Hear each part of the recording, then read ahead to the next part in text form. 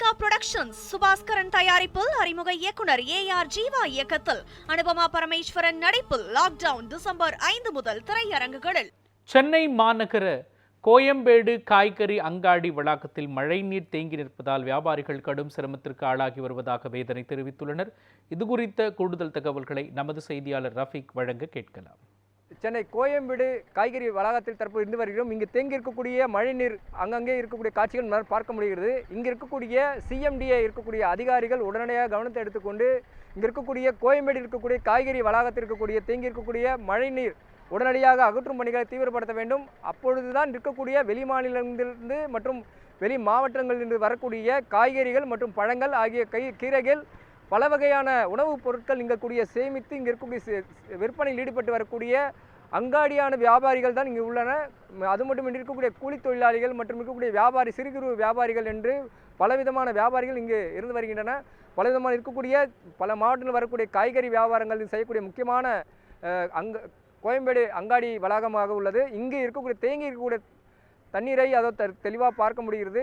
மழைநீர் இங்கு தேங்கி இருக்கக்கூடிய தண்ணீரை உடனடியாக சிஎம்டிஏ இருக்கக்கூடிய அதிகாரிகள் அகற்றப்பட வேண்டும் என்பதுதான் முக்கிய பிரதான கோரிக்கையாக உள்ளது. நியூஸ் 7 தமிழ் செய்திகளுக்காக ஒளிப்பதிவாளர் பரசுராமன், செய்தியாளர் ரஃபீக்.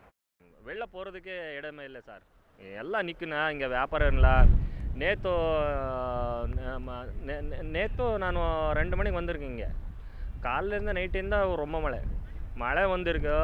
வியாபாரம் இல்லை, வண்டி காலியாக இல்லை, வண்டி அப்படியே நிற்கணுன்னு. வண்டி மழை நிற்குன்னா எல்லாம் வியாபாரம் ஆகணும். மழை இல்லை, மழை வந்தால் யார் வியாபாரம் வரணும், யார் வாங்கிட்டு போகணும், அதுவும் இல்லை. வண்டி காலையாக இல்லை, 2 நாள் ஆச்சு இங்கே இருக்கணும். தண்ணி இருக்குன்னு இங்கே காலையிலேருந்து நான் சாப்பிட்றதுக்கு போயிடல. மத்தியானம் தான் இந்த மழை நிற்கின மேலே அப்படியுமா சாப்பிட்டே வந்துருங்க. இங்கே இந்த மழையில் இங்கே பாருங்களேன் சார், இங்கே எவ்வளோ இருக்குது. போகிறதுக்கு இடம் எதாவது பண்ணிட்டு கொடுந்தா அதுவும் நல்லா இருக்கும் சார். கோயம்பேடு நிர்வாகத்திட்ட நம்ம சொல்லியும் இது அவங்க செவி சாய்க்கிற மாதிரி இல்லை. அவங்க வேலையை தான் அவங்க பார்க்குறாங்க.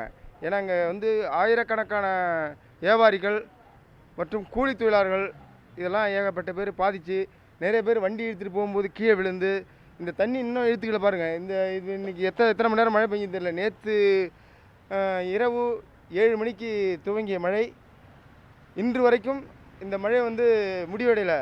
ஆனால் இங்கே அவ்வளோ நீர் தேங்கி இந்த நீரை அப்புறப்படுத்துவதற்கு எந்த நிர்வாகமும் இதுவரைக்கும் சிஎம்டிஏ நிர்வாகம் இதுவரைக்கும் செய்தி தாக்கவில்லை. ரொம்ப சிரமமாக இருக்குது.